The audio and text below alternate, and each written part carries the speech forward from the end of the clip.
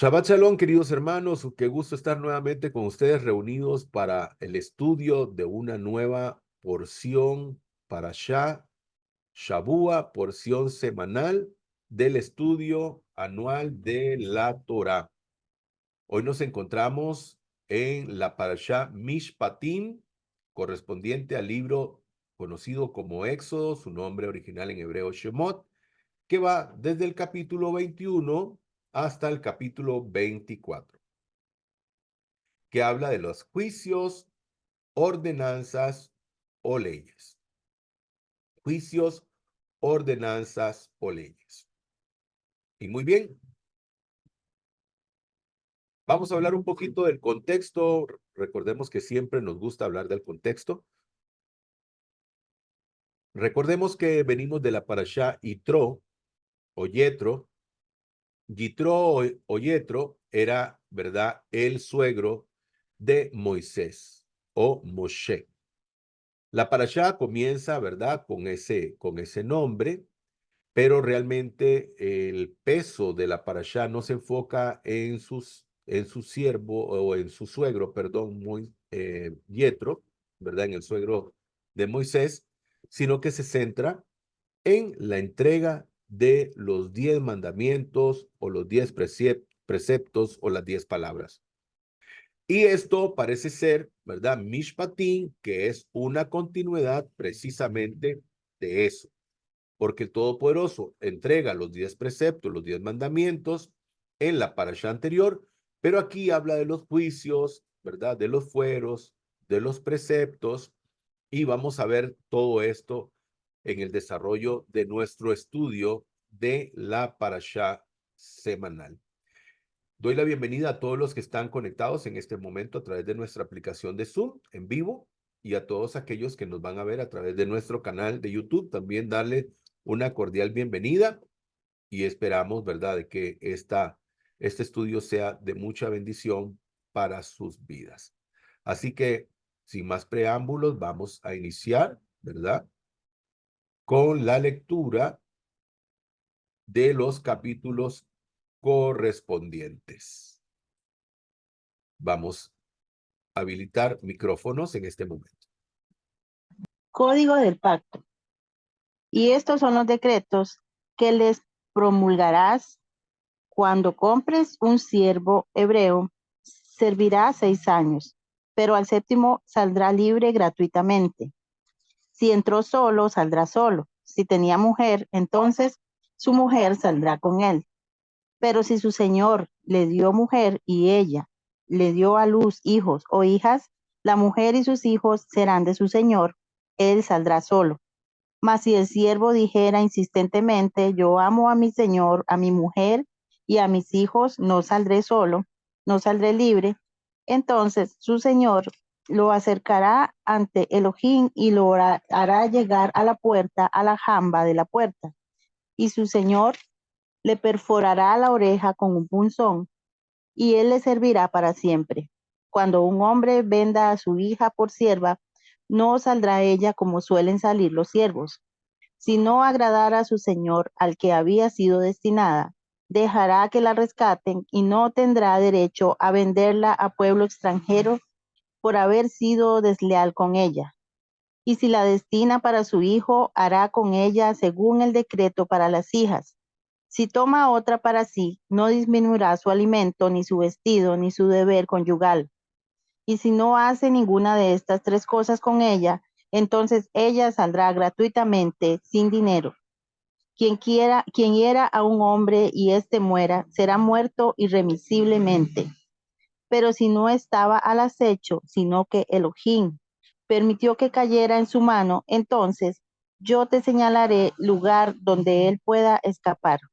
Sin embargo, si un hombre se enfurece contra su prójimo y lo mata con alevosía, hasta de mi propio altar lo podrás aprehender para que muera. Quien golpee a su padre o a su madre será muerto irremisiblemente. Quien secuestre a una persona, ya sea que la venda o sea hallada en su poder, será muerto irremisiblemente.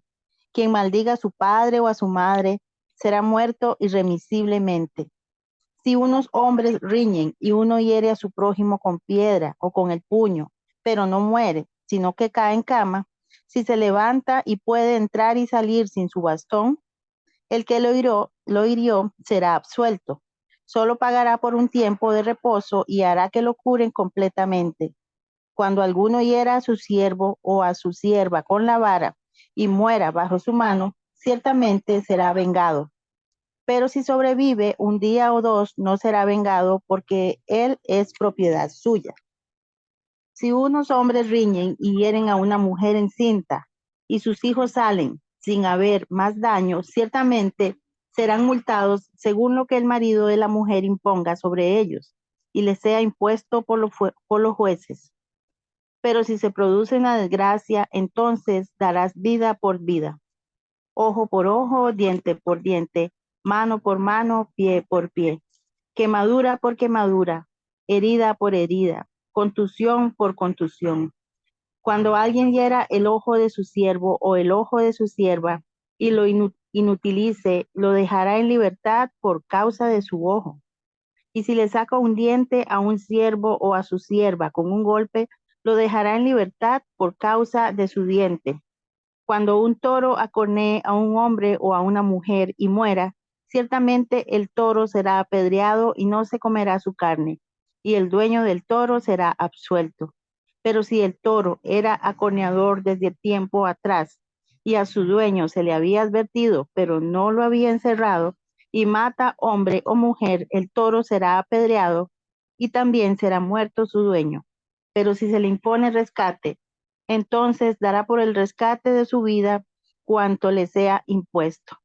Si acornea a un muchacho o a una muchacha, se hará con él conforme a este decreto. Si el toro acornea a un siervo o a una sierva, dará a su amo 30 siclos de plata y el toro será apedreado. Cuando alguno destape un pozo o excave una cisterna y no la cubra, y caiga allí un toro o un asno, el dueño de la cisterna indemnizará, devolverá el dinero a su dueño y lo muerto será suyo. Y si el toro de alguno hiere al toro de su prójimo y muere, entonces venderán el toro vivo y partirán el dinero y también partirán el buey muerto. Pero si era notorio que el toro era acorneador desde tiempo atrás y su dueño no lo había encerrado, pagará toro por toro y el buey muerto será suyo. Baruch Hachén.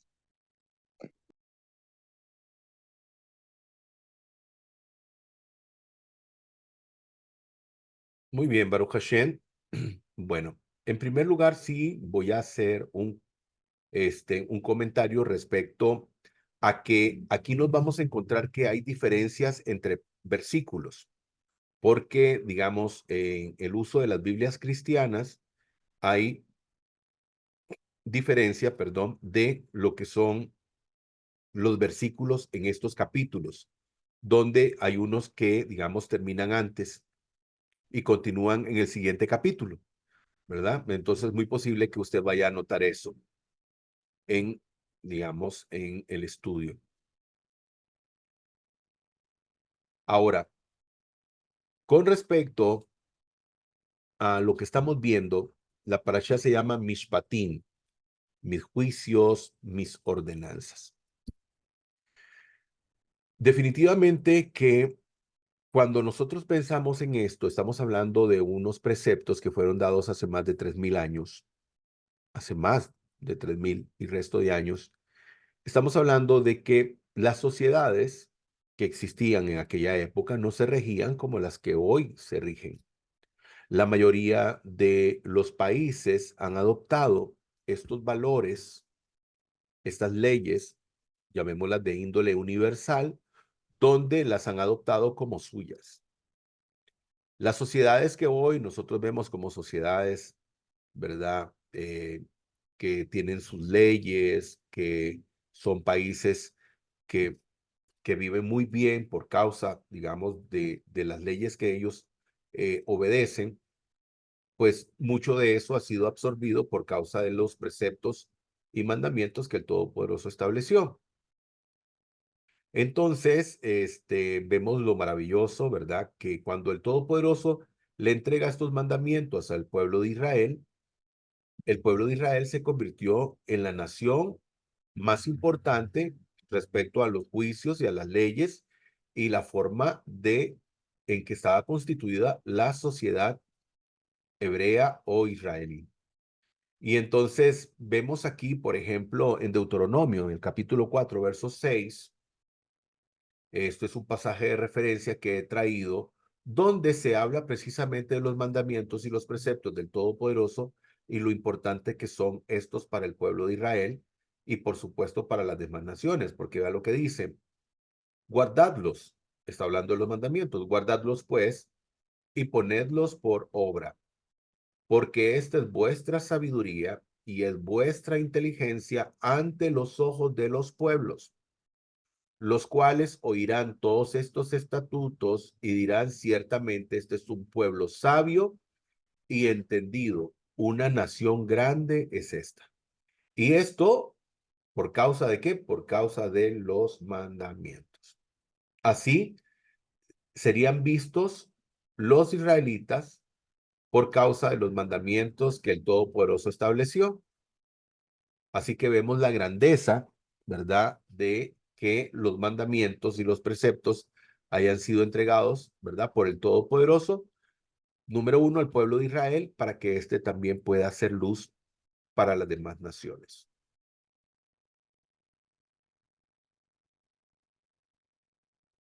También es muy importante hacer mención en lo siguiente, porque estamos viendo que se está hablando de esclavos, ¿verdad? Vemos aquí que se habla de esclavos, diferentes situaciones que ocurren con respecto a esto.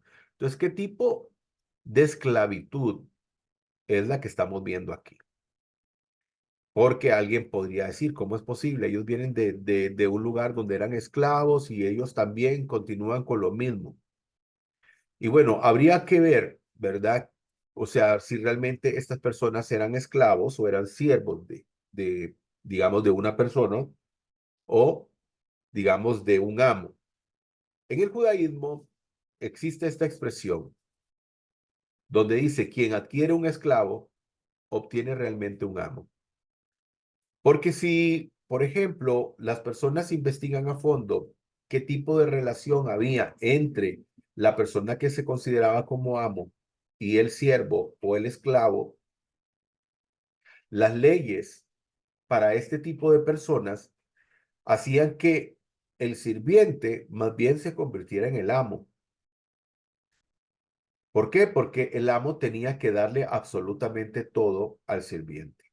Tenía que proveerle un lugar donde dormir, tenía que, por ejemplo, hemos hablado de esto anteriormente, si el amo tenía una cama y el siervo no tenía donde dormir, pues el amo tenía que darle su cama al siervo, tenía que darle todas las condiciones, no podía tratarlo, ¿verdad? Como si no fuera un ser humano, más bien tenía que elevar, ¿verdad? Su estatus. La mayoría de las veces que hablamos de esclavos, eran personas que tal vez habían cometido algún ilícito y habían tal vez cometido un robo y entonces, como no tenían la capacidad para poder pagar, ¿verdad?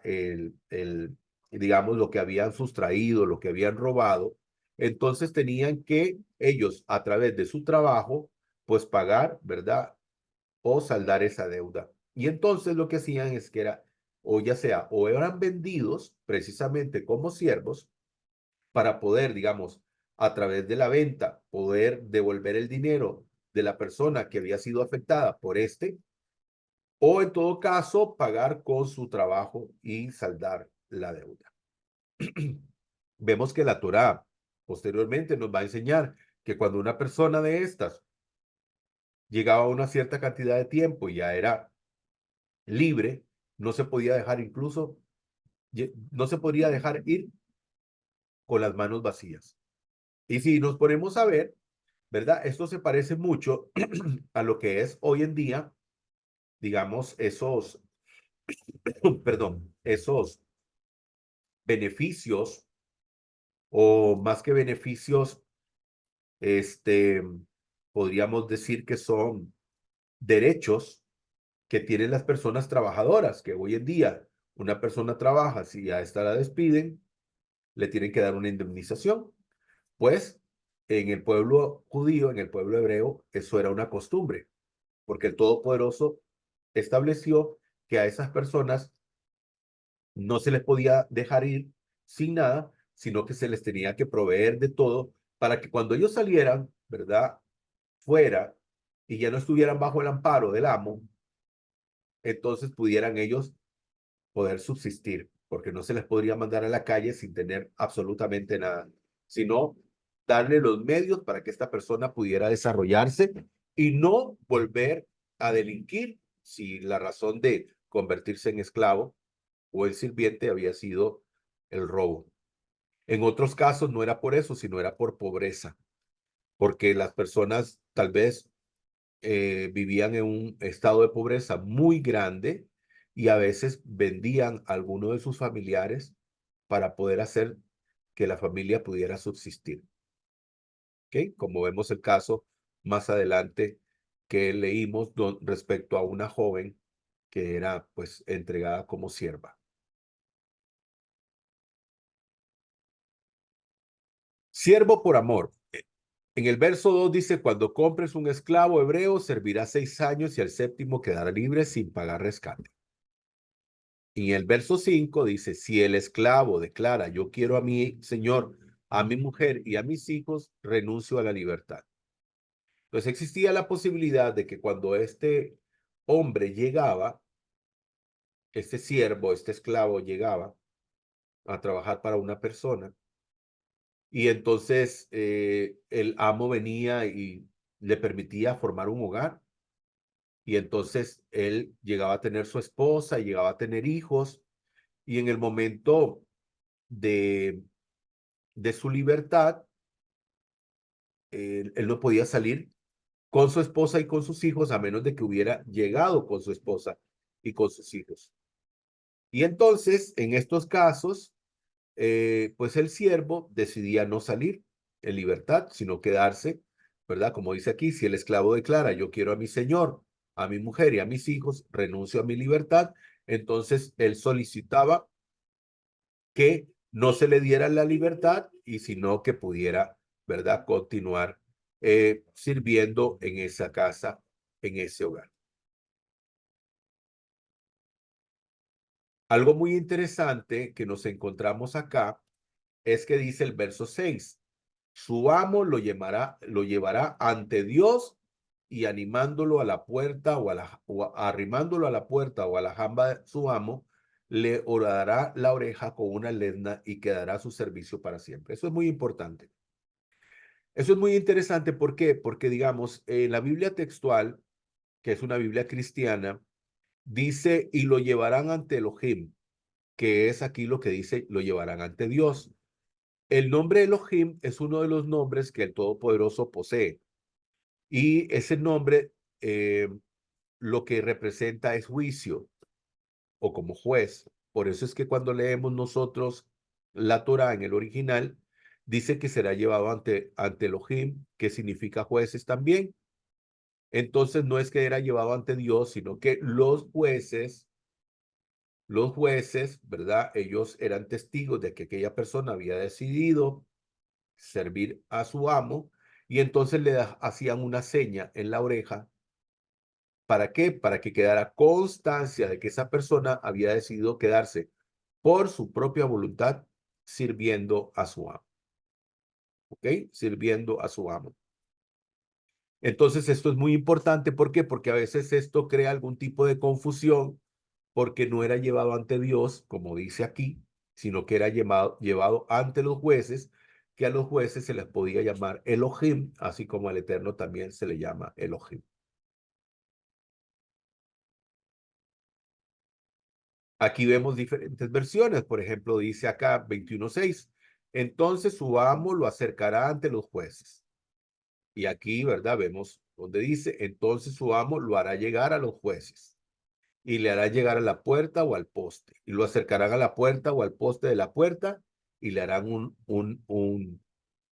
una como una herida, pero no era una herida, sino que era como algo que le quitaban de la oreja, ¿verdad? Y por supuesto, sí herían, pero digamos, esto era para ser como una señal. Hoy en día lo vemos en algunos jóvenes que se ponen algo aquí en las orejas y les queda un hueco, pues algo parecido.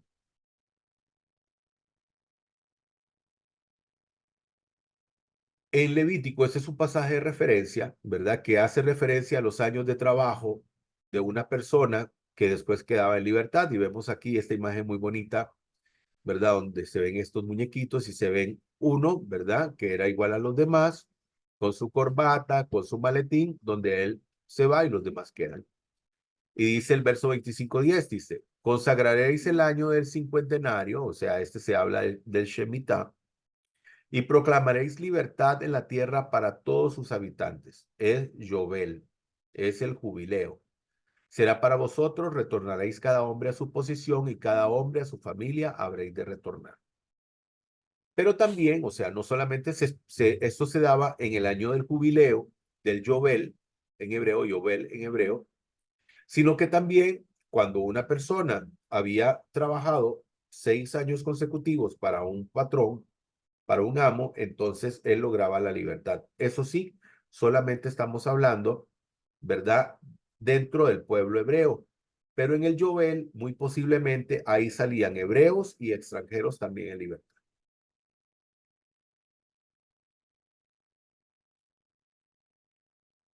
Segunda de Crónicas 7:14, dice acá, ¿verdad? Si la gente obedeciera mis mandamientos, no habría tanta maldad en la tierra. Si Dios existiera, no habría tanta maldad en la tierra, dice la gente, ¿verdad? Esto es, digamos, en relación a lo que dice Segunda de Crónicas 7:14. Pero entonces, normalmente la gente se cuestiona, dice, si Dios existiera, perdón, si Dios existiera, no habría tanta maldad en la tierra. Pero aquí está, Dios dice, si la gente obedeciera mis mandamientos, no habría tanta maldad en la tierra. Entonces, vemos que definitivamente los preceptos y los mandamientos, si las personas los cumplieran, este mundo sería un mejor lugar para vivir de lo que es en este momento. Porque lastimosamente muchas personas no obedecen la ley. Y me refiero también no solamente a las leyes naturales, sino también a la ley de Dios. Porque, por ejemplo, nadie está obligado a amar a su prójimo a través de una ley, ¿verdad? Natural. Usted no puede encontrar aquí a nadie que sea juzgado en un juzgado, ya sea en Costa Rica, de donde estamos nosotros transmitiendo, o en otro país donde dice se le juzga y se le condena a prisión por causa de que usted no amó al prójimo. No. Pero sí está establecido en la Torá, ¿verdad? En Vayikra, capítulo 19, verso 18, Levítico, donde el Todopoderoso dice, amarás al prójimo como a ti mismo. Entonces, nos damos cuenta definitivamente que si nosotros, el mundo entero, tomáramos los preceptos y mandamientos del Todopoderoso y los cumpliéramos, este mundo sería un lugar mucho mejor de lo que es. O sea, este mundo no es mejor por causa de que el hombre no hace que eso suceda. Porque cuando el Todopoderoso estableció esto, y lo vemos en Bereshit, del Todopoderoso creó absolutamente todo lo que hoy en día conocemos, el Todopoderoso dijo, y vio Elohim que era bueno, que lo que había hecho era bueno en gran manera. Es el ser humano que lastimosamente se ha querido independizar y hacer su propia voluntad y no dándole la oportunidad al Todopoderoso, ¿verdad? De que sus mandamientos sean puestos por obra. O sea, que los hombres podamos cumplir sus mandamientos, que podamos poner por obra los mandamientos para hacer que este mundo sea mejor.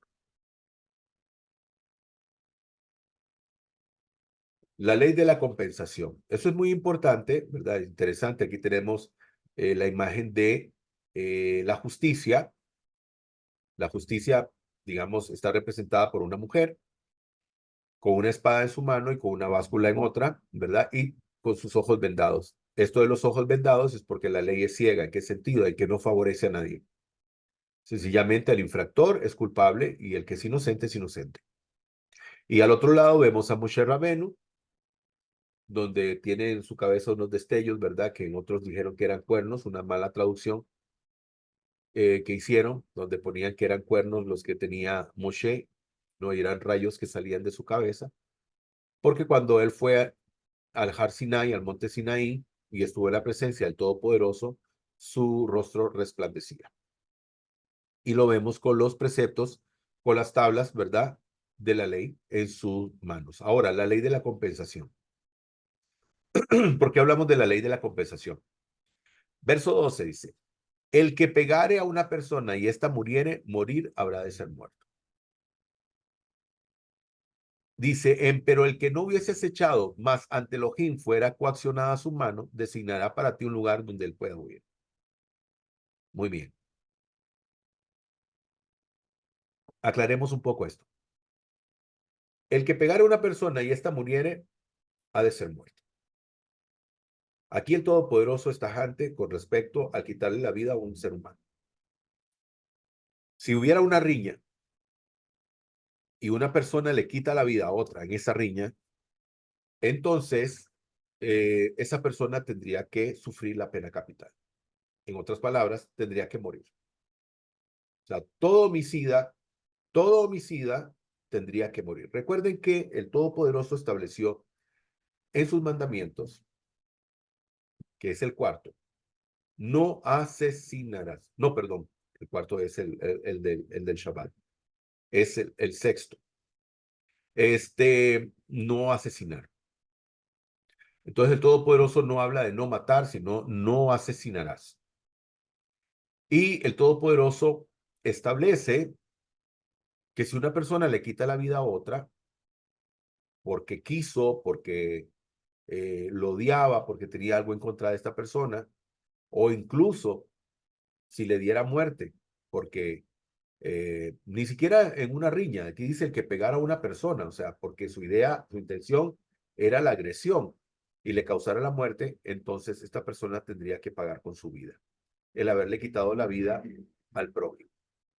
Ahora dice, pero el que no hubiese acechado, o sea, que no fueran enemigos, más ante Elohim fuera accionada su mano, designará para ti un lugar donde él pueda huir. Estamos hablando de una persona, por ejemplo, que están trabajando juntos.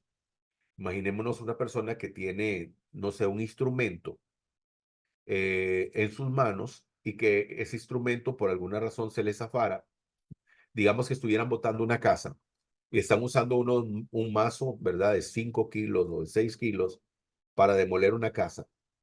Y a este hombre se le zafara el mazo y le quebrara el cráneo a uno de sus compañeros. Por eso es que vemos que usan cascos, ¿verdad? Los que trabajan en la construcción. Pero imaginémonos que le hiciera daño y le causara la muerte. Esta persona, su intención no era causarle de algún daño, ¿verdad? A su compañero, sino que fue una situación, ¿verdad? Que él no propició. Entonces, dice el Todopoderoso, que eso vamos a ver en las ciudades de refugio posteriormente, donde dice que esta persona tenía que huir a ese lugar, porque se iba a constituir algo que se llama el vengador de la sangre, que es un familiar de esta persona que podía vengar la muerte de ese familiar. Y entonces existían esas ciudades de refugio donde la persona tenía que huir ahí para no encontrarse con el vengador de la sangre y que éste le quitara la vida por haberle quitado la vida al familiar. Y esa persona se tenía que quedar en ese lugar hasta que el Cohen Gadol, el sumo sacerdote, falleciera. Cuando el sumo sacerdote fallecía, esa persona podía volver a su casa. No podía hacerlo antes. Porque si lo hacía antes y salía de los linderos de esa ciudad, el vengador de la sangre lo encontraba y podía matarlo, y el vengador de la sangre no era culpable por eso, sino que la persona tenía que permanecer ahí, ¿verdad? Era una forma de pagar por el daño que había hecho, no con su vida, pero sí, digamos, como una especie, digamos, de castigo. No era cárcel, porque no estaba en una cárcel, y se mandaba donde estaba el Cohen, el sumo sacerdote, porque la intención, según lo que dicen los sabios, era de que el sumo sacerdote instruyera a esta persona para hacerlo una mejor persona y también para enseñarle sobre la importancia y el valor de la vida del ser humano.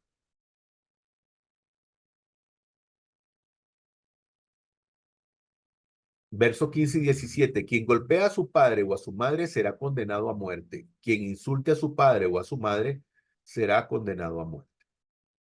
Muy interesante. El Todopoderoso habla con severidad respecto a la forma en que los hijos tratan a los padres. Así que es muy importante esto para los hijos, entender que un hijo no puede maltratar a un padre de familia, porque si no, ¿verdad? Recaería un grave castigo sobre esta persona. Vemos aquí que dice quien golpea a su padre o maldiga a su padre o a su madre, morirá. Tendrían que ser condenados a muerte. Recordemos que lo hablamos en la Parashá Yitro, donde los mandamientos, hay 5 mandamientos en una de las piedras y 5 mandamientos en otra de las piedras o de las tablas de la ley. Y resulta que el de honrar a los padres se encuentra en los mandamientos, donde están los mandamientos que nos enseñan cuál es nuestra relación o cómo debemos de servir al Creador, donde no tenemos que tener otros dioses delante de Él, donde no podemos tomar el nombre del Eterno en vano, donde tenemos que guardar el Shabbat, porque esa es una forma de honrar al Todopoderoso. Y dentro de esos mandamientos que tienen que ver de nuestro servicio y nuestra relación con el Creador, está el de honrar a padre y a madre. Porque los padres son como una representación del Dios viviente, del Dios vivo. Entonces, ¿verdad? El Todopoderoso les da esa importancia, esa relevancia a los padres. Y por eso es que es tan estricto la forma en que un hijo puede comportarse con sus padres. De manera tal que incluso, según la Torá, un hijo golpeaba a su padre o a su madre o los maldecía, era la pena capital la que tenía que venir sobre él.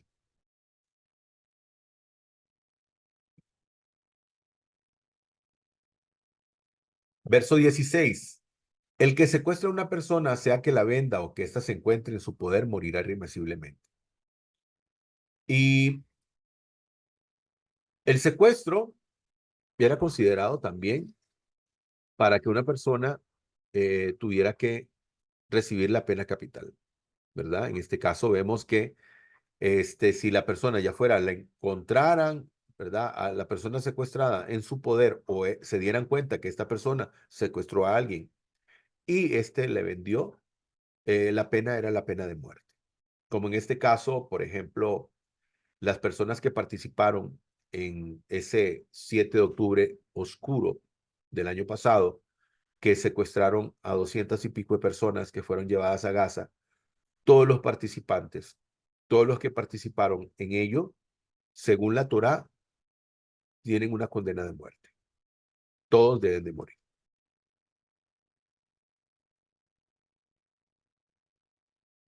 En el 18 dice, y cuando contendieren hombres y pegaren un hombre a su prójimo con piedra o con puño y no muriere y debiera permanecer en cama. Y aquí estamos hablando de la ley de la compensación, porque vamos a ver lo que es la ley del talión. Se habla de ojo por ojo, diente por diente. Dice verso 19, si se levantara y anduviera fuera por sus propios medios, quedará absuelto la persona que golpeó a esa persona.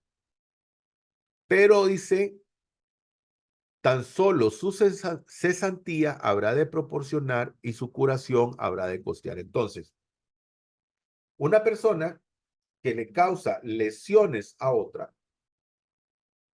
una persona que le causa lesiones, por ejemplo, digamos, aquí se dio una situación en un restaurante de comidas rápidas donde un hombre golpeó a un muchacho en el rostro y le fracturó la mandíbula. Esta persona, pues, tenía que pagarle los gastos médicos. Si esta persona no tenía seguro social, esta persona que golpeó a este otro individuo, tenía que haberle costeado los gastos médicos. Y si esa persona trabajaba, también tenía la obligación de pagarle los daños, ¿verdad? O el perjuicio económico que recibiría por causa de no trabajar. Entonces, esa es la ley de la compensación de la que hablábamos al principio. No es ojo por ojo, diente por diente, donde digamos una persona, bueno, le causaban un daño físico, entonces esta persona iba a ir a hacerle un daño físico. Ahora quiero hablar un poquito más de eso. Verso 20 dice, cuando pegare a un hombre a su esclavo o a su esclava con vara y muriere bajo su mano, dice que a este, perdón, se le tendría que castigar. Aquí tenemos la ley del talión. Vea lo que dice con respecto a esto. Ley del talión, ojo por ojo, diente por diente. El término ley del talión, que viene del latín, dice lex talionis, se refiere a un principio jurídico de justicia retributiva, en que la norma imponía un castigo que se identificaba con el crimen cometido. El término talión deriva de la palabra latina talis o tale, que significa parecido, idéntico, semejante. De modo que no refiere a una pena equivalente, sino a una pena idéntica. La expresión más famosa de la ley del talión es ojo por ojo, diente por diente, aparecida en Éxodo, ¿verdad? Como leímos nosotros. Históricamente constituye el primer intento por establecer una proporcionalidad entre el daño recibido en un crimen y daño producido en el castigo, siendo así el primer límite la venganza. Entonces, bueno, eso es lo que las personas piensan respecto a la ley del talión, pero déjeme decirle una cosa, eso no es cierto. O sea, la ley establece, la Torá, la ley de Dios establece que la persona tenía que hacer una indemnización. La persona tenía que indemnizar a una persona por el daño que éste hubiera causado. Por ejemplo, cuando había golpeado a una mujer embarazada, si no había muerto, digamos, la criatura, porque le hubiera provocado un parto prematuro y el niño se salvaba, entonces aquí el marido lo que hacía era que pedía que se le pagara una multa por el daño ese que se había cometido. Ahora, imaginémonos un ejemplo donde hay una riña y están peleando una persona con sus dos ojos y una persona que es tuerta, o sea, que solamente tiene un ojo. Y resulta que la persona que solamente tiene un ojo, le causa, ¿verdad? Una herida tan grave en uno de los ojos del contendiente que se lo, se lo daña por completo y a esta persona no ve. Entonces, ¿qué correspondería? Correspondería entonces, según las personas creen con respecto a la ley del talión, que aquel que sufrió el daño, donde perdió un ojo, entonces tendría que sacarle el ojo al otro que solamente tenía un ojo. Entonces, veamos aquí la situación. El que pierde un ojo,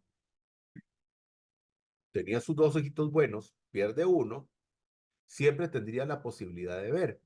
Si este viene y le quita el ojo el único ojo que tenía la persona con la que estaba peleando, que fue la que le causó el daño, resultaría que el que tiene solamente un ojo quedaría totalmente ciego. Por lo tanto, el daño no se, por lo tanto, el daño no, por lo tanto, la compensación no sería igual. ¿Por qué? Porque a esta persona se le dejaría totalmente ciega. Entonces, sencillamente, esto de la ley del talión y ojo por ojo y diente por diente, se supone que es que la persona cuando causaba un daño de esta manera, pues tenía, ¿verdad?, que pagar una multa de indemnización por el daño que había cometido. Por ejemplo, aquí en Costa Rica nosotros tenemos una institución que se llama INS, Instituto Nacional de Seguros. Todas las personas trabajadoras están cubiertas por una póliza del INS aquí en Costa Rica.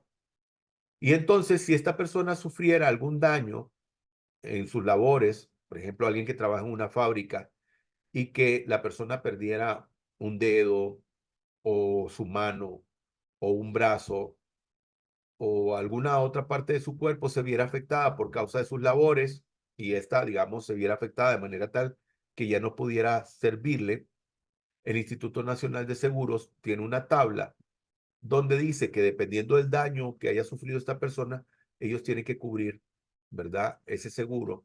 Y por ejemplo, si una persona perdía un dedo, por decir algo, el, el, el seguro tenía que pagarle, digamos, esa póliza, digamos, por $4,000, por decir algo, o $3,000, no sé, ¿verdad? Desconozco cuáles son las tablas, pero sí existe esa situación donde si una persona trabajando y bajo la cobertura del INSS sufría algún daño en su cuerpo, en sus labores, entonces el INSS pagaba, ¿verdad?, una indemnización por ese daño que había sufrido la persona haciendo sus labores. Entonces, algo parecido es una compensación, porque imagínese lo que era para una persona, ¿verdad? Por decir algo, dos personas sanas peleando, uno de ellos le causa la herida en el ojo, se lo daña por completo y entonces dice, bueno, vamos a hacerlo y vamos a sacarle el ojo a esta otra persona. ¿Quién le asegura, verdad, en aquellos tiempos, en la antigüedad, poderle sacar, verdad, el ojo a una persona sin causarle la muerte? Por supuesto que no. Entonces eso se tiene que entender de manera correcta. Era una ley de compensación y no que se iba a infringir el mismo daño a la otra persona porque eso es imposible. Solamente podría hacerse con métodos quirúrgicos hoy en día y eso, ¿verdad? No es lo que el Todopoderoso pretendía. En el verso 37 dice, si un hombre roba un buey o una oveja y los mata o vende, pagará 5 bueyes por el buey y 4 ovejas por la oveja. Y la pregunta es, ¿por qué si un hombre robaba un buey o una oveja y los mataba y los vendía, si era un buey pagaba 5 y en el caso de la oveja solo 4? Algunos sabios de Israel entienden que, digamos, la persona que robaba una ovejita,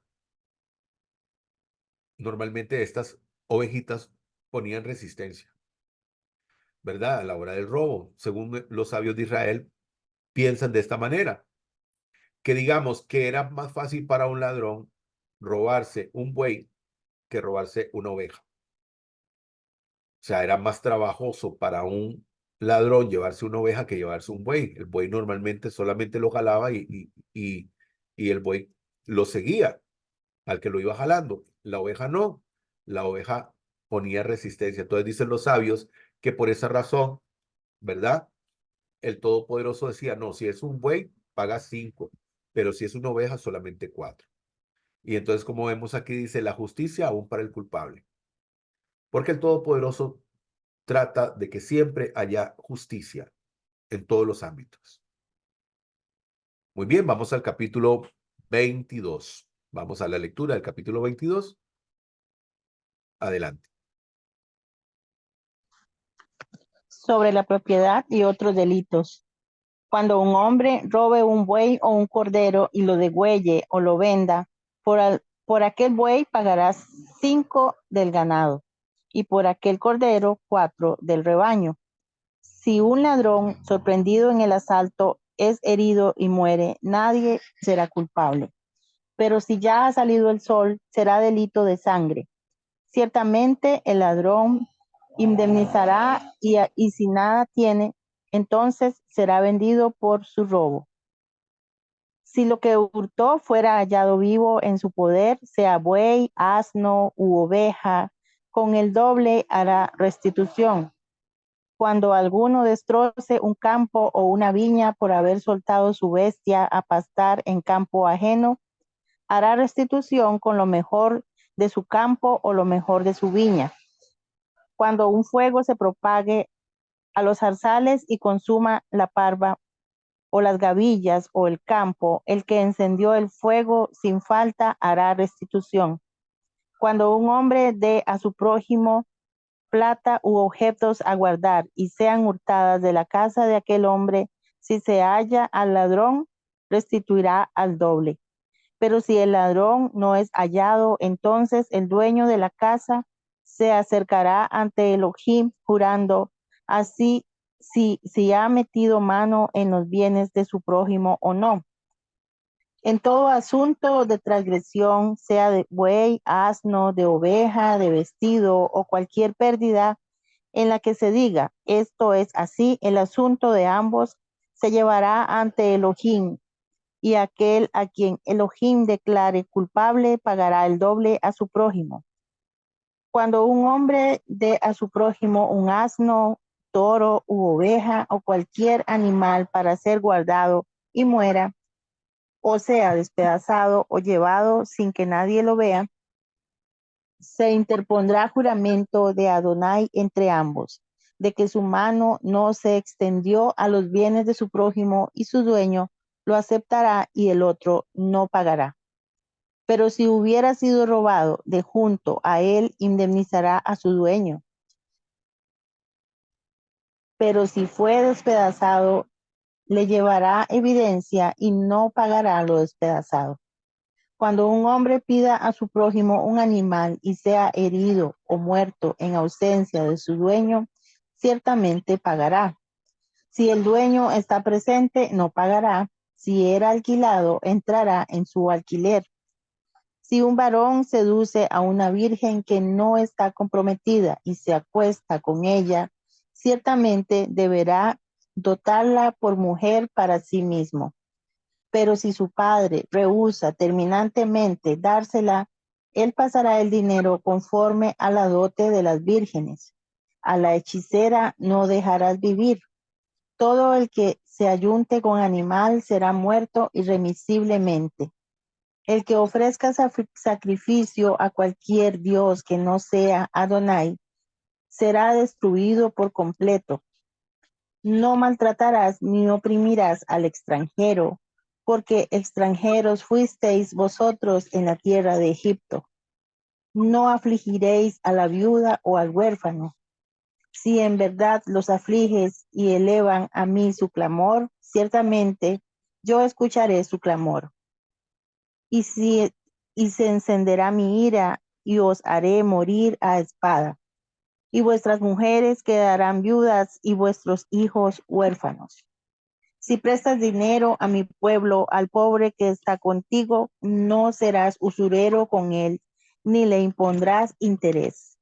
Si tomas en prenda el manto de tu prójimo, se lo devolverás a la puesta del sol, pues el manto para su piel es su único cobertor. ¿En qué se ha de acostar? Y si clama a mí, sucederá que yo escucharé, porque soy misericordioso. No injuriarás a los jueces, ni maldecirás al príncipe de tu pueblo.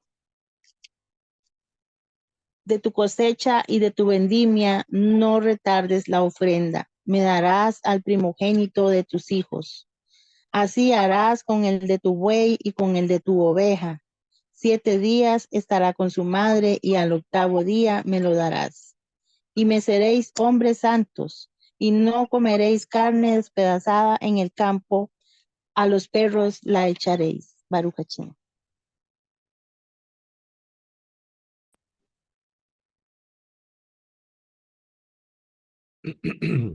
Baruch Hashem. Aquí estamos hablando de una situación donde el Todopoderoso dice, si una persona ingresara a tu casa a la fuerza, eh, y esta persona es encontrada en el momento de donde quiere ingresar por la fuerza al hogar, y este fuera encontrado por el dueño, y tal vez hubiera un enfrentamiento y muriera el asaltante, esta persona no sería condenada, ¿verdad? Porque estaba, pues, salvaguardando la integridad de sus familiares y de su propiedad. Pero dice, si esto ocurriera en el sol, o sea, en el día, y donde aquella persona no está armada para poder venir y hacer el hurto, y si esta persona, dueño de la casa, lo hiriere y lo matara, entonces ahí, ¿verdad? Sí habría un delito. habría un delito de sangre, ¿ok? Entonces, por eso vemos hoy en día, digamos, las leyes en el área, digamos, en las leyes naturales, vemos precisamente si el uso de la fuerza fue de manera correcta o fue indebida. Por ejemplo, una persona que trata de entrar a una casa y no está armada, y viene el dueño de la casa y mata a esta persona, y cuando se hace la investigación se dan cuenta que el hombre no contaba con ninguna arma. Entonces, ¿verdad? Esta persona que mató, que accionó, que usó un uso indebido de la fuerza, entonces sí tendría que ser juzgada. Entonces el Todopoderoso vemos, ¿verdad? Que hace miles de años el Todopoderoso había establecido una situación muy parecida a la que hoy alguien podría vivir. Por ejemplo, recuerdo un asalto, me parece que era un hombre que vendía lotería, llegaron unos hombres a querer robarlo y el señor dueño de la lotería salió de su casa cuando estos iban huyendo y tomó su revólver y mató a uno de las personas. Pues esa persona ya iba huyendo, no le estaba causando ningún daño. O sea, no lograron causarle el daño y aún así esta persona sacó su revólver y lo mató. Entonces vemos que el Todopoderoso establece una situación, algo parecido, donde si, digamos aquí, ya no hay, por ejemplo, un riesgo o un peligro latente contra la integridad de la familia, contra la integridad del señor de la casa, entonces ya el uso de la fuerza, ¿verdad? Tiene que ser medido y no, este, pues, digamos, un uso de la fuerza desmedido. Dice, si lo que se hubiese robado fuera hallado en su poder, desde toro hasta asno, oveja en vida, dos habrá de pagar, habrá que pagar el doble. En los otros casos era cuando no se encontraba, ¿verdad? Cuando no se encontraba lo hurtado, entonces se tenía que pagar diferente. Verso 8 dice, por todo caso de fraude, ya sea por toro, por asno, por cordero, por prenda, por todo objeto extraviado, esto es, dice, hasta los jueces habrá de llegar el caso y al que condenaren los jueces habrá de pagar el doble a su propio, ¿verdad? Cuando hubiera aquí una falta, digamos, de estafarle. Por ejemplo, una persona que viene y se encuentra, digamos, el asno de alguien y se lo deja. El asno o cualquier animal, ¿verdad? Que fuera de otra persona. Éxodo 22:17, con respecto a los practicantes de hechicería, brujería, en este caso, el Todopoderoso establecía la muerte para ese tipo de personas. También la inmoralidad sexual. Éxodo 22:18, todo aquel que pecare con bestia morirá. Este tipo de cosas, ¿verdad? De actos sexuales con animales. Hay algunos países que lastimosamente esto no está penalizado y que, digamos, por el hecho de no encontrar una ley en contra de esto, pues hay, digamos, un portillo legal para que las personas puedan cometer este tipo de abominaciones y tener relaciones sexuales con animales, ¿verdad? Eso es algo deplorable para el Todopoderoso y el Todopoderoso había decidido que si se encontraba una persona, ¿verdad? Haciendo esto, tenía que ser puesto a muerte.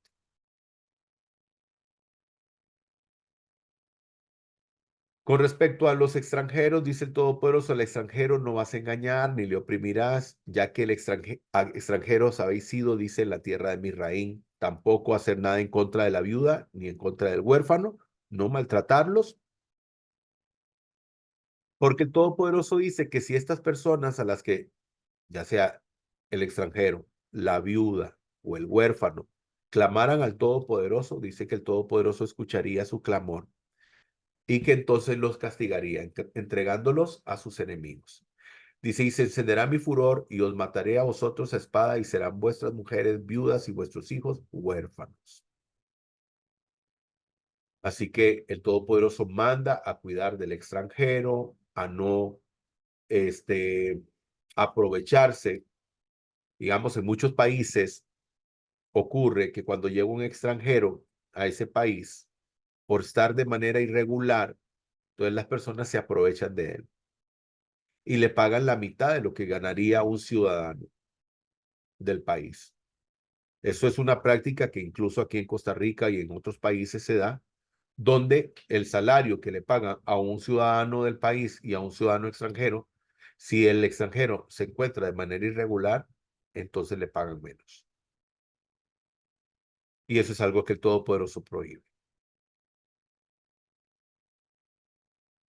En el verso 25 dice, si prendar es la vestimenta de tu prójimo, antes de la puesta del sol tendrás que devolverla. El Todopoderoso siempre, ¿verdad? Hablando de la justicia. Si alguien venía y decía, mira, préstame un dinero, te voy a dar mi, mi abrigo, ¿verdad? Tal vez en un lugar donde hace frío, mi abrigo, este, em, en prenda, ¿verdad? Por el dinero que me puedas prestar. El Todopoderoso decía que si llegaba, ¿verdad? La puesta del sol, o sea, en este caso llegaba la noche y aquella persona no había podido devolverle el dinero, la persona estaba obligada a devolverse.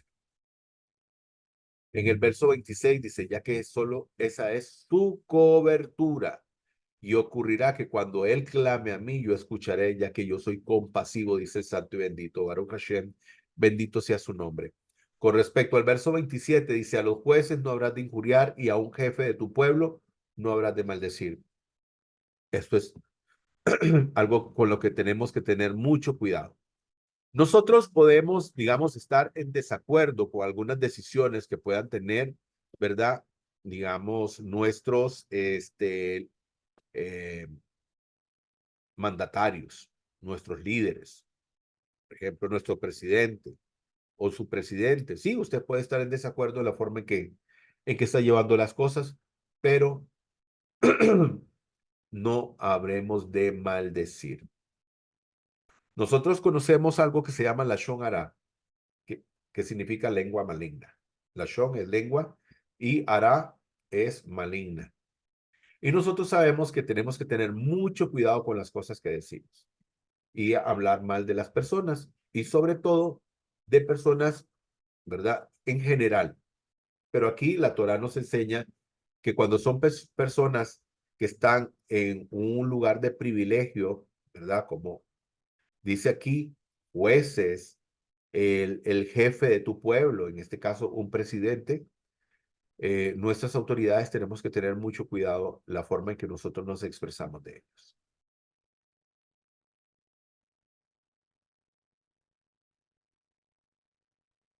En el verso 28 se habla de las primicias, donde el Todopoderoso dice, los primogénitos son míos. Esto también lo vimos en Shemot, en el capítulo 13, verso 2, Éxodo 13, verso 2, donde el Todopoderoso dice que todos los primogénitos son de él.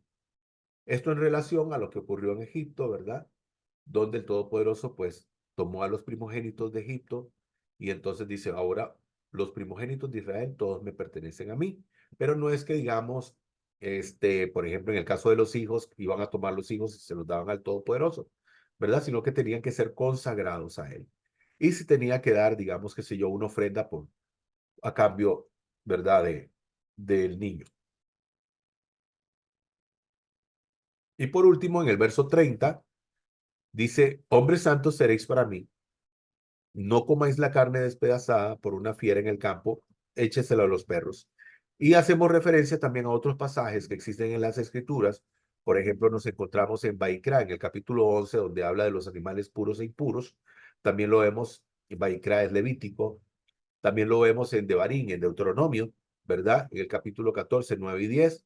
En Isaías 66, 17, donde habla de personas que entraban a algunos lugares donde hacían algún tipo de rituales y comían cerdo y comían este ratón, ¿verdad? El Todopoderoso dice, todos los que comen cerdo, todos los que comen ratón, a todos esos serán talados, serán destruidos. El Todopoderoso nos manda, ¿verdad? Como leímos en la parashá anterior, en la parashá Yitro, Moshe baja del Har Sinai y le dice a la gente, laven sus vestiduras durante 3 días, van a estar guardados, cuidándose para el Todopoderoso, incluso no tendrán relaciones sexuales en esos días, porque ustedes se van a presentar delante del Todopoderoso. Siempre nosotros tenemos que caminar delante del Creador, ¿verdad? Con una pureza tanto interna como externa. Y sobre todo, ¿verdad? Incluso cuidándonos de lo que comemos, ¿verdad? Cuidándonos de lo que comemos, porque recordemos que somos algo integral. Hay expresiones que dicen, somos lo que comemos. Que tu alimento sea tu medicina y tu medicina no sea tu alimento. Eso es otra expresión que dice. Entonces, todo aquello que entra a nuestro organismo se convierte en parte de nosotros. O sea, viene a ser parte de nuestro cuerpo. Entonces, si alguien toma un alimento, ¿verdad? Un animal impuro, entonces hace que ese animal, cuando entra a su cuerpo, pues venga a ser parte de él. ¿Ok? El Todopoderoso quiere que nos mantengamos, ¿verdad? Santos. O sea, apartados, separados, no como los demás, ¿verdad? Que no les importa porque no temen al Creador, no conocen sus preceptos y sus mandamientos y hacen lo que quieren y comen lo que quieren.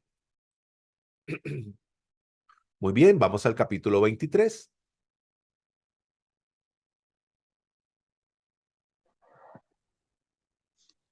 Leyes varias, las fiestas solemnes. No levantarás falso rumor, ni te pondrás de acuerdo con el impío para ser testigo falso. No seguirás a la mayoría para hacer mal, ni testificarás sobre contienda alguna, inclinándote a la mayoría para pervertir la justicia. Y tampoco favorecerás al pobre con su pleito. Si encuentras al buey o al asno de tu enemigo extraviado, ciertamente lo harás regresar a él. Cuando veas al asno del que te aborrece yaciendo bajo su carga, te abstendrás de ayudarlo, de cierto lo ayudarás. No pervertirás el derecho de tu gente pobre en su causa. Te alejarás de acusaciones falsas y no matarás al inocente ni al justo, porque yo no justificaré al culpable. No aceptarás presentes, porque el presente ciega al de la vista clara y pervierte las palabras de los justos. No oprimirás al extranjero, pues vosotros mismos conocéis la vida del extranjero, porque extranjero fuisteis en la tierra de Egipto. 6 años sembrarás tu tierra y recogerás su cosecha, pero el séptimo la dejarás descansar sin cultivar, y comerán los necesitados de tu pueblo, y de lo sobrante de ellos coma la bestia del campo, así harás con tu viña y con tu olivar. 6 días harás tu trabajo, y en el séptimo día cesarás, para que descanse tu buey y tu asno, y cobre aliento el hijo de tu sierva y el extranjero. Guardaos en todo lo que os he dicho. No invocaréis ni se oirán en tu boca el nombre de dioses extraños. 3 peregrinaciones al año celebraréis para mí. Observarás la celebración de los ácimos. 7 días comerás panes sin levadura, como te ordené en el tiempo señalado, el mes de Abib, porque en él saliste de Egipto. No os presentéis ante mí vacíos. También observarás la fiesta solemne de la siega, de los primeros frutos de tus labores, de aquello que hubieres sembrado en el campo, y la fiesta solemne de la cosecha al final del año, cuando hayas cosechado el producto de tus labores del campo. 3 veces al año todos tus varones comparecerán ante la presencia de Adonai. No degollarás ni derramarás la sangre de mi sacrificio sobre cosa leudada, ni la grasa de mi fiesta solemne quedará hasta la mañana. Las primicias de los primeros frutos de tu tierra llevarás a la casa de Adonai, tu Elohe. No cocerás el cabrito en la leche de su madre. He aquí yo envío mi ángel delante de ti para que te guarde en el camino y te introduzca en el lugar que he preparado. Guárdate en su presencia y obedece su voz. No te rebeles en su contra, pues no cargará con vuestra transgresión, porque mi nombre está en sus entrañas. Si escuchas atentamente su voz y haces todo lo que te hablo, tendré enemistad con tus enemigos y tendré aversión hacia tus adversarios. Porque mi ángel irá delante de ti y te conducirá hacia el amorreo, al eteo, al fereceo, al cananeo, al heveo y al jebuseo, y los exterminaré. No te postrarás ante sus dioses, ni les rendirás culto, ni harás según sus obras, sino que los destruirás por completo y destrozarás enteramente sus estelas. Serviréis a Adonai vuestro Elohe, y él bendecirá tu pan y tu agua, y apartaré la enfermedad de en medio de ti. No habrá en tu tierra mujer que aborte ni estéril, y haré que el número de tus días sea completado. Enviaré mi terror delante de ti y trastornaré a todo pueblo donde tú entres, y te daré la cerviz de todos tus enemigos. Delante de ti enviaré la avispa, que expulsará de tu presencia al heveo, al cananeo y al eteo. No los echaré de tu presencia en un solo año, para que la tierra no quede desolada y no se multipliquen contra ti las bestias del campo. Poco a poco los iré echando de tu presencia hasta que fructifiques y heredes la tierra. Y estableceré tu frontera desde el mar Rojo hasta el mar de los Filisteos, y desde el desierto hasta el río, porque entregaré en vuestras manos a los moradores de la tierra, y tú los expulsarás de tu presencia. No concertarás pacto con ellos ni con sus dioses. No habitarán en tu tierra, no sea que te hagan pecar contra mí cuando sirvas a sus dioses, lo cual ciertamente te será por trampa. Baruch Hashem.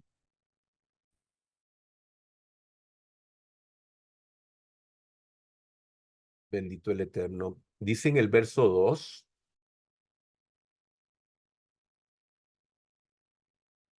no estés en pos de los numerosos para corromper, ni prestes falso testimonio en pleito para desviar, en pos de los numerosos, en pos de los numerosos se habrá de propender. Aquí nos habla de que cuando nosotros estemos, por ejemplo, como testigos, no tenemos que hacernos al lado de alguien, sencillamente tenemos que decir la verdad. Y no tenemos que favorecer a nadie por decir que una persona es pobre, porque la otra es rica, ¿verdad? Siempre tendremos que hacer lo correcto, y lo correcto es decir la verdad. Eso es lo que tenemos que hacer. También en el verso 5 nos habla de cómo ser empáticos, y nos habla también de el amor o la protección a los animalitos.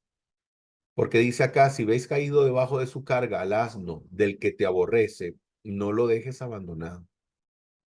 Ciertamente le ayudarás con él.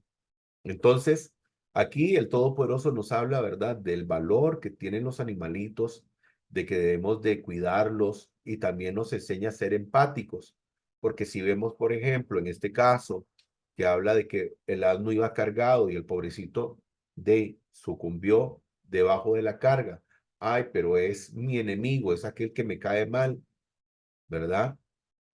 Entonces no voy a hacer nada. No, tienes que pensar número uno en la criatura. Hay que pensar en el animalito, en que puede estar sufriendo, en que podría morir por causa de esta situación.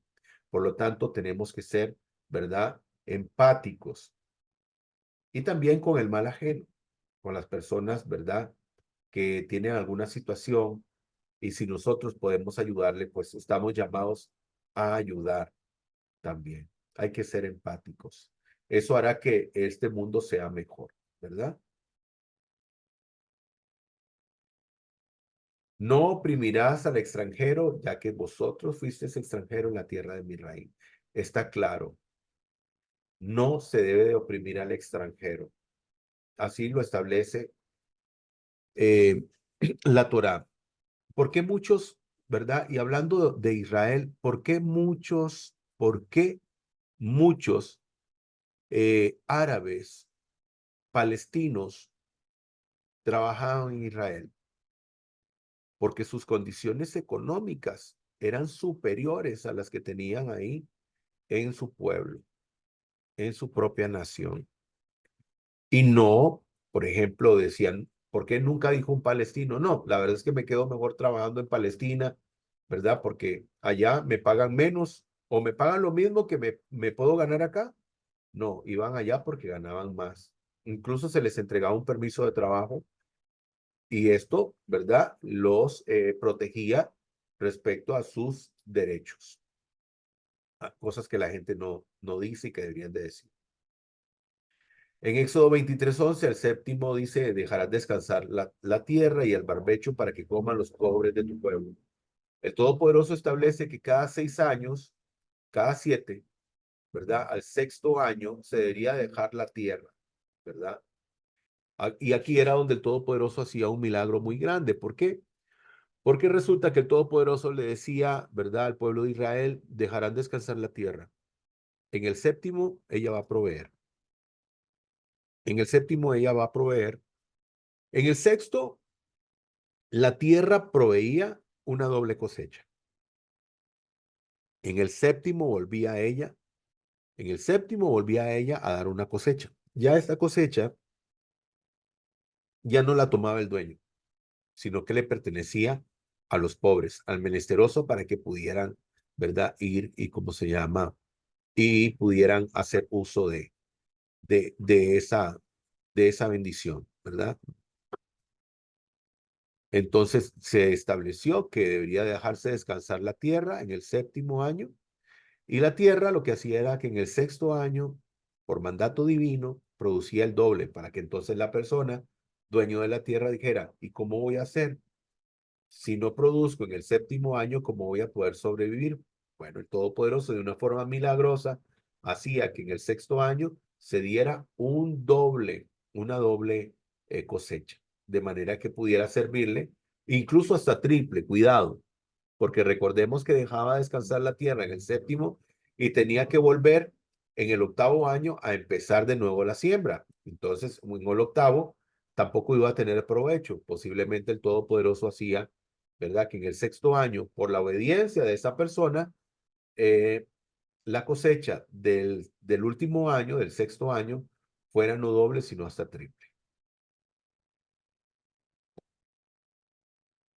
En el verso 12 dice, 6 días harás tus hechos y el séptimo reposarás.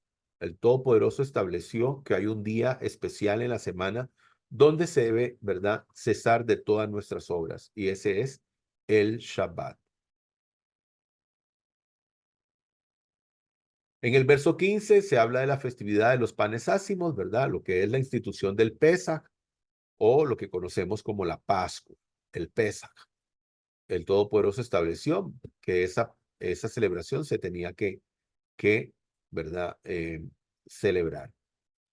Teníamos 3 festividades, eran las 3 grandes eventos anuales, los cuales todos los varones israelitas debían de asistir y, de ser posible, sus familias debían de acompañarlos. Iban a Jerusalén. Dice, asistir a las fiestas daba la oportunidad a los israelitas de reconocer al Señor como su libertador y proveedor, ¿verdad? El Eterno, el único Dios, así como de expresar su fe al Eterno al dejar a sus familias el cuidado divino para viajar al santuario. Estas fiestas eran la fiesta del Pesach, ¿verdad? La fiesta de los primeros frutos y la fiesta de los tabernáculos o la fiesta de las cabañas. Dice, 3 veces al año se presentarán tus varones delante de Adonai, el Señor. Dice el verso 22, si escuchas atentamente su voz y haces todo lo que yo diga, tus enemigos serán mis enemigos y tus adversarios mis adversarios. Mi ángel caminará delante de ti y te introducirá en el país de los amorreos, de los hititas, de los pericitas, de los cananeos, de los gibitas y de los jebuseos, y yo los exterminaré. Habla también, ¿verdad? Aquí en el verso 19, los primeros frutos, y donde se habla de este precepto donde dice, no habráis de cocer al cabrito en la leche de su madre. Ese es un mandamiento, ¿verdad? Que algunas personas tienen diferentes opiniones. Por ejemplo, en el judaísmo ortodoxo no se mezcla leche con carne. En una casa de un judío ortodoxo manejan 2 refrigeradoras, ¿verdad? Si las posibilidades se la dan, donde en una guardan carnes y en otras productos a base de leche. Entonces, en este caso, ¿verdad? En este caso, también hay personas que, digamos, pues no están de acuerdo con este precepto, porque, digamos, dice, no cocerás al cabrito en la leche de su madre. Aparentemente, esto tenía que ver con un ritual pagano. Entonces el Todopoderoso dijo que no se debía de hacer. Pero también podría ser que el Todopoderoso estableciera esto como una situación de misericordia, de qué terrible, ¿verdad? Venir y tomar a un cabrito y tomar la leche de la madre y usarla como digamos, parte de la receta, ¿verdad? Algo, pues, infame, por decirlo así. Entonces, existen diferentes posiciones respecto a esto, pero, ¿verdad? Estoy más de acuerdo yo con la posición de algunos donde dice es que esto era, digamos, un culto pagano que se realizaban, ¿verdad? Realizaban los pueblos paganos de la época. En el verso 20 dice, aquí yo envío un emisario delante de ti para custodiarte en el camino, para traerte al lugar que yo he dispuesto. Cuídate ante su presencia de obedecerle, no te rebeles contra él, porque él no perdonará vuestras transgresiones, ya que mi nombre está en él. Si escuchas y escuchares su voz, e hicieres todo lo que yo te digo, hostigaré a tus enemigos y hostilizaré a tus adversarios. Y aquí estamos hablando de los ángeles, ¿verdad? De los malachim. Un malach es un mensajero. Malachim, en verdad, en plural, son mensajeros. Entonces, es muy importante porque hoy hay incluso cultos a los ángeles. Hay personas que le rezan a los ángeles, que le piden a los ángeles. Hoy hay ese tipo de culto respecto a los ángeles, pero los ángeles son mensajeros del Todopoderoso y no necesariamente son seres espirituales. Dios puede usar como ángel o como mensajero o como emisario a todo el que él quiere. Y aquí tengo tres ejemplos. Dice aquí, él hace a los vientos sus mensajeros. O sea, en el original, ¿verdad? Pone como malach, como ángel. Dice, él hace a los vientos sus mensajeros y el fuego fulminante sus emisarios. ¿A dónde lo dice? En el Salmo 104:4. Dice, él envió un malach y nos sacó de Egipto, haciendo referencia a quién? A Moisés. A los profetas también se les cataloga como ángeles. Aquí vemos en Segunda de Crónicas 36:16. Pero ellos se burlaban, dice, del malach de Elohim. Despreciaban sus palabras y se mofaban de sus profetas. También los profetas, ¿verdad? Considerados también a los cuales se les podría llamar malach o ángeles. Y Primera de Crónicas 22 dice, obedecer a Dios trae bendición y prosperidad. Entonces, el Todopoderoso dice que enviaría un emisario, un ángel, un embajador de él, al que deberían de hacer caso en todo lo que dijera. En todo lo que dijera este ángel, o este emisario, o este embajador, tendrían que hacer caso. Porque si no, entonces el Todopoderoso demandaría esa falta. Porque este venía, dice, y mi nombre está en él, eso significa que viene en su representación. Imaginémonos esto. En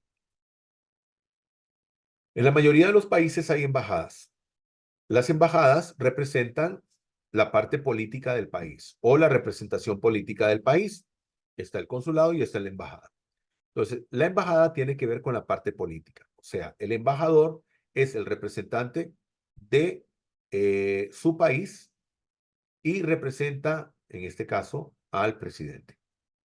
Entonces, si, por ejemplo, en un país X le hicieran algo al embajador, es como si se lo estuvieran haciendo al presidente de la República o este acto en contra de la nación que representa ese embajador.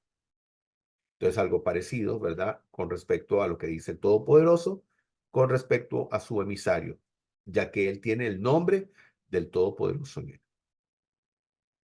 Muy bien, vamos al capítulo 24 y último, Baruch Hashem.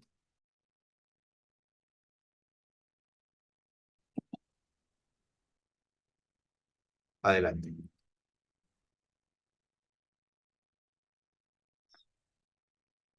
La sangre del pacto. Después dijo Moisés, sube al Eterno con Aarón, Nadab y Abiú, y con 70 de los ancianos de Israel, y os postraréis a lo lejos, Solo Moisés se acercará a Hashem, pero ellos no se acercarán, ni el pueblo subirá con él. Y Moisés regresó y contó al pueblo todas las palabras de Hashem y todos los decretos. Y todo el pueblo respondió a una voz y dijeron: Cumpliremos todas las palabras que Hashem ha hablado. Y escribió Moisés todas las palabras de Hashem, y levantándose temprano de mañana, construyó al pie del monte un altar y 12 estelas conforme a las 12 tribus de Israel. Y envió a los jóvenes de los hijos de Israel, los cuales ofrecieron holocaustos e hicieron sacrificios de becerros, ofrendas de paz a Hashem. Y Moisés tomó la mitad de la sangre y la puso en tazones, y la otra mitad de la sangre la derramó sobre el altar. Luego tomó el rollo del pacto y lo proclamó a oídos del pueblo. Ellos dijeron: Cumpliremos y obedeceremos todo lo que el Eterno habló. Entonces Moisés tomó la sangre y la roció sobre el pueblo, diciendo: He aquí la sangre del pacto que Hashem ha concertado con vosotros sobre todas estas palabras. Y subió Moisés con Aarón, Nadab y Abiú, y con 70 de los ancianos de Israel, y vieron al Dios de Israel bajo sus pies. Había como una hechura de piedra de zafiro, semejante en pureza a los mismos cielos.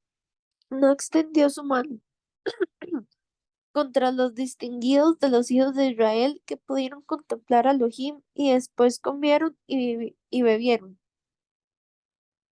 Y Hashem dijo a Moisés: Sube al monte ante mi presencia y permanece allí, y te daré las tablas de piedra con la ley y el mandamiento que he escrito para instruirles. Y se levantó Moisés y también Josué su servidor, y subió Moisés al monte de Dios, y él había dicho a los ancianos: Quedaos aquí hasta que volvamos a vosotros. Mirad, Aarón y Hur están con vosotros. Quien tenga asuntos, acérquese a ellos. Entonces Moisés subió al monte, y la nube cubrió el monte, y la gloria de Hashem reposó sobre el monte Sinai, y la nube los cubrió por 6 días. Al séptimo día llamó Moisés de en medio de la nube, pero la apariencia de la gloria de Hashem en la cumbre del monte era como fuego consumidor ante los ojos de los hijos de Israel. Y Moisés entró en medio de la nube y subió al monte. Y estuvo Moisés en el monte 40 días y 40 noches. Amén. Baruch Hashem, ya casi terminando con nuestro estudio. Verso 3 dice: Y Moisés vino y contó al pueblo todas las palabras del Eterno y todos los derechos, y todo el pueblo respondió a una voz y dijeron: Haremos todas las palabras que el Eterno ha dicho. Se comprometieron antes de conocerlas, antes de conocer muy bien las palabras, todos estuvieron de acuerdo en que obedecerían.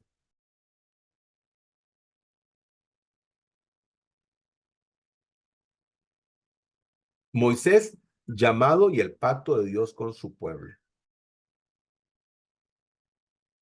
Dice que en el verso 10, percibieron ellos la gloria de Dios de Israel, y bajo el trono de su gloria era cual obra de ladrillos de zafiro, cual la esencia misma del cielo en pureza. O sea, aquello que ellos pudieron ver reflejaba algo maravilloso y una pureza y algo extraordinario. Por si usted nunca había visto un zafiro, eso es un zafiro, eso que vemos ahí. Entonces, dice que el piso se había convertido como en zafiro, algo como esta piedra preciosa que estamos viendo.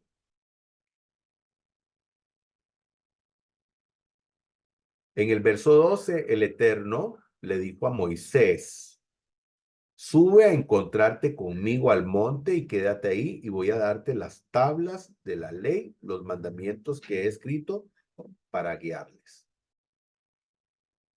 En el verso 16 dice: Y la gloria del Eterno reposó sobre el monte Sinaí, y la nube lo cubrió por 6 días, y en el séptimo día llamó a Moisés de en medio de la nube.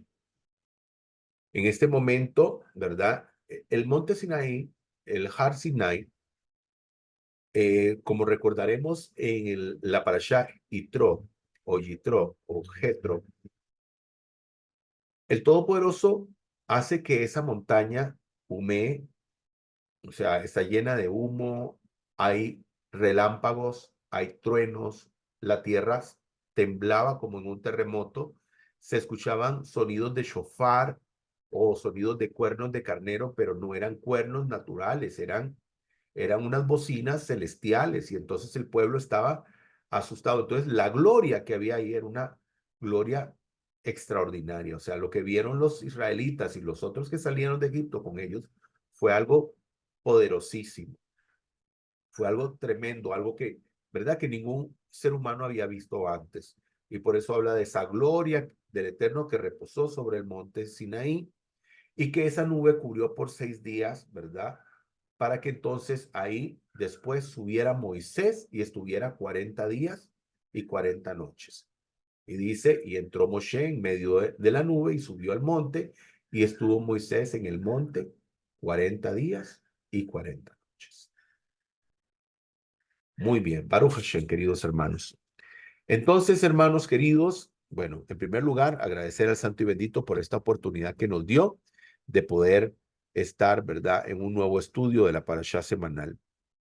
Y las conclusiones que podemos sacar, bueno, dos cosas. Número uno, las leyes que el Eterno estableció son leyes, ¿verdad?, extraordinarias que sirven en cualquier ámbito del mundo, que son importantísimas, que ayudan a que podamos tener una sociedad, ¿verdad? Disculpen, una sociedad más justa, más equilibrada, definitivamente gracias al Eterno por los preceptos y sus mandamientos. Y también está la otra parte, ¿verdad? Que tiene que ver con la obediencia de cada uno de nosotros, donde nosotros tenemos que obedecer cada uno de estos preceptos y estos mandamientos para que entonces, como dice la Escritura, el Todopoderoso pues nos bendiga a través de nuestra obediencia. Así que, muy importante, ¿verdad? No podemos obedecer si no conocemos los preceptos. Una vez que conocemos los preceptos, pues debemos de obedecerlos, porque ahí ya no podríamos, ¿verdad?, dar ninguna excusa. Alguien que sabe que el Todopoderoso estableció esos preceptos y esos mandamientos, ya los conoce, no puede decir, no conocía, no sabía, ¿verdad? No hay forma ya de excusarse. Les agradezco a cada uno de ustedes por su presencia, desearles que el santo y bendito les dé una semana llena de éxito, Shavuot Tov para todos, que el Eterno los guarde, que el Eterno los bendiga grandemente. Gracias a todos por su presencia y nos esperamos ver, si el Eterno lo permite, en el próximo estudio Shavuot Tov. Que el Eterno los guarde, que el Eterno los bendiga. Amén.